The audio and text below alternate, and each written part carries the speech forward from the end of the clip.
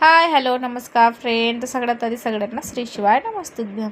तर एवढ्या वेलमध्ये फक्त हा एकच चवडीचा वेल राहिलेला होता, जे की त्याला अजून निघत होत्या शेंगा. तर काय 10-12 निघाल्या असतील भाजीपुरती. पातळ भाजी तरी होईल म्हटलं त्याची. जे काही थोडेफार कामं होते, आजूबाजूतलं कचरा वगैरे ते सगळं पेटून काढलं.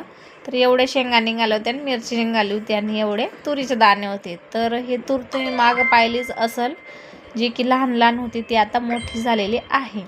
आणि कष्टाचं फळ असतं ना, ते आता बघायला भेटते. तर बघू शकतात तुम्ही कसले झालेले आहेत ते शेंगा.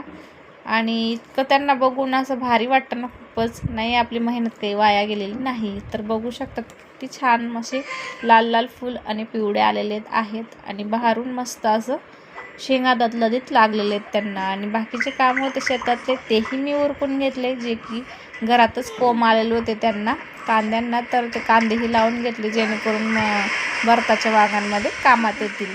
तर हे बघून खूपच छान वाटत होतं. तर भेटूया नेक्स्ट ब्लॉगमध्ये. बाय. आजसाठी एवढंच.